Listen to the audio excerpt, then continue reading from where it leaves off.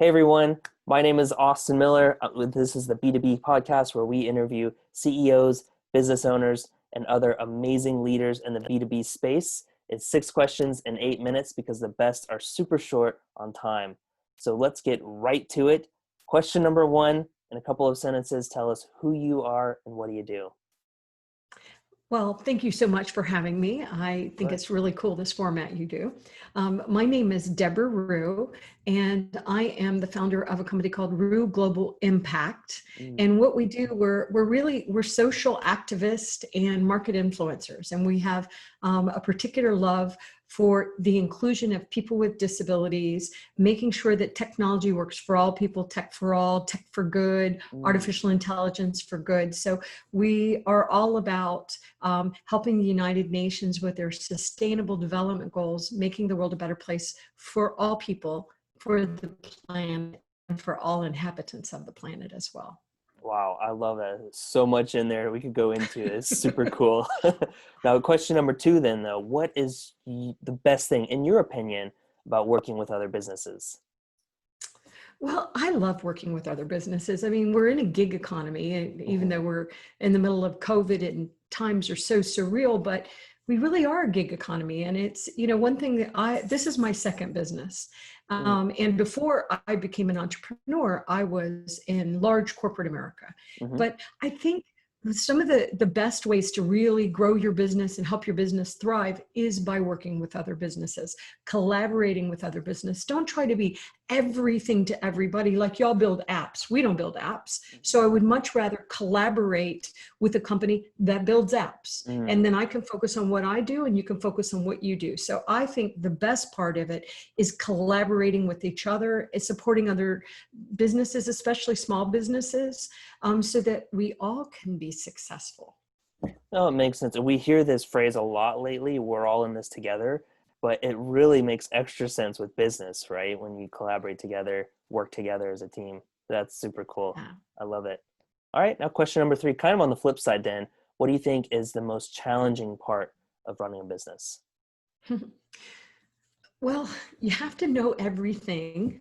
You have to be great at everything. You have to be great at finances. You have to be great at, banking and knowing everything you have to do in business. Oh yeah, you have to have that business insurance. You have to know you're definitely the cook, the bottle washer, that, as they say, all of the pieces. You have to know how to be a manager. You have to motivate people. You have to be willing sometimes go without a salary so your employees could get paid. There's so much to being a business owner and being an entrepreneur that there was so much of it I didn't know. And I think sometimes I know a business owner must have said ignorance is bliss, because sometimes you don't really even want to tell new entrepreneurs how hard it's going to be, because you don't want to discourage them. But I think there's something in the entrepreneur blood that even if you told me it was so hard and I couldn't be successful, I might think, oh, I was going to be the exception to that rule. So there's also this entrepreneurial, Pollyanna stuff that we do, but it's the best job in the world. I love being in business. Okay, I love it. A tiny follow-up question then. Do you think everybody has the potential to be an entrepreneur, or it's only for certain people?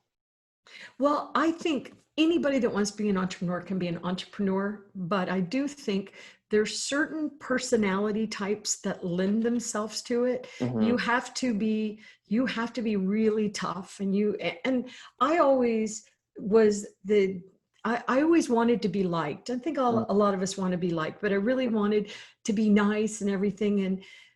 And when you're an entrepreneur and a business owner, you have to consider things from a lot of different perspectives that when I was an employee, I didn't have to think about all those things. I remember, and this is such a silly thing, but when I was working for corporate America, they had this wonderful room in this gigantic bank that I was part of, and it was filled with supplies, wonderful, beautiful supplies, anything you want, cool pens, blah, blah, blah.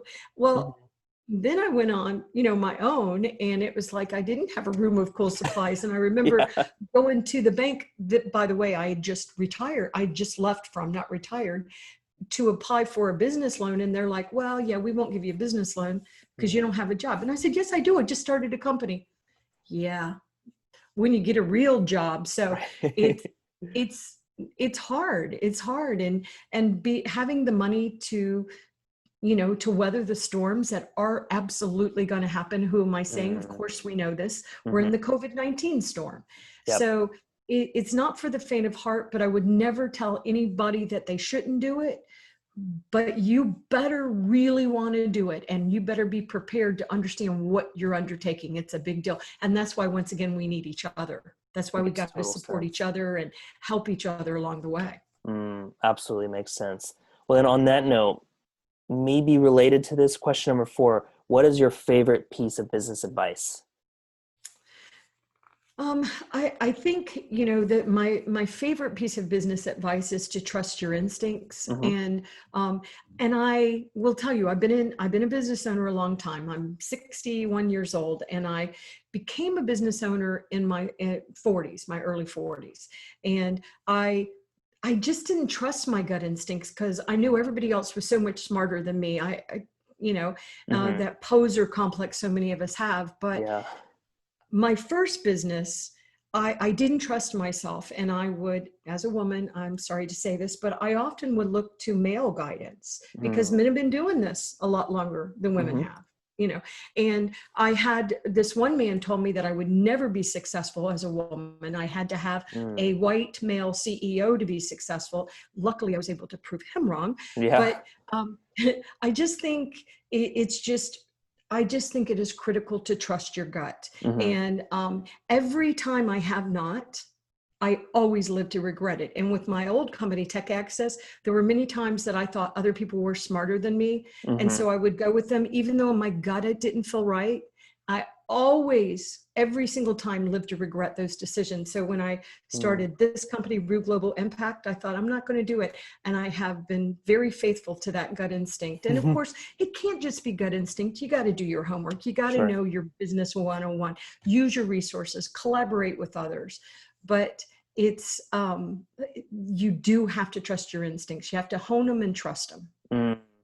So it sounds like it's about doing the research, getting prepared, and then making that decision on what your gut tells you after you've done all of that, which makes You absolute have to, sense. right? I agree. I think it's got to be all of it, Mm-hmm. because my gut instincts I had when I left corporate America and then became a business owner, I just didn't have the experience. And so I started getting involved with the SBAs and the Chamber of Commerce and the CEO groups.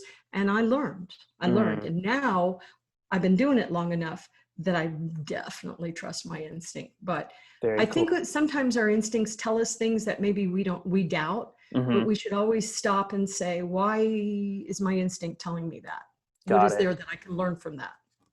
Excellent. I love that advice.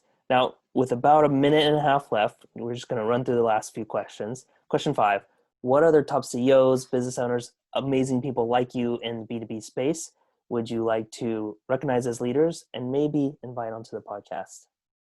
Well, the first one I would recommend is Dr. Caroline Casey, who Mm-hmm. lives in Ireland, Cool. and she's doing this amazing program. She is a person that has lost her vision, and so she is legally blind, and she's created the Valuable 500, which is bringing all of these major corporations together to commit to being inclusive, including people with disabilities Very and other cool. diverse parts of the population at the CEO level. So Mm-hmm. I would recommend Dr. Caroline Casey because she's fabulous, she's brilliant, and I think it's so cool when business combines social good. Obviously, based on what I Sure. do, I believe in social good. Sure. I love it. Definitely look her up. Thank you for that. Now, question 6, very quick and easy. I'm a foodie. I like to eat crazy things outside of work. What's your favorite thing outside of business? Well, I have so many favorites and foods, but I like spicy food. I also am very fond of different ethnic foods. I'm very fond of sushi, and Me the too. weirder the food is fascinating and lots of flavors. But I also am, and I'm really partial to sweets too. I get myself in Oh, trouble with sweets. you're It tastes so good. preaching to the choir here. I know exactly how that feels. Well, it was a pleasure having you on, Debra. How can people find you? Well, you can find me all over social media. I'm in Mhm. all of the social media platforms at Debra Ruh, DebraRuh. Our website is Ruh Global, RUHglobal.com. And we're on LinkedIn, we're on Twitter, we're on YouTube, we're just on all of the social media channels. So I really appreciate y'all doing this. Excellent. Well, I appreciate you and everyone. That was Debra Ruh. I'm your host, Austin Miller, and this was the B2B Podcast. Join us next time for more insights and tips from CEOs, business owners, and other amazing leaders in the B2B space, just like Debra. Thanks, Debra. Thanks, Austin.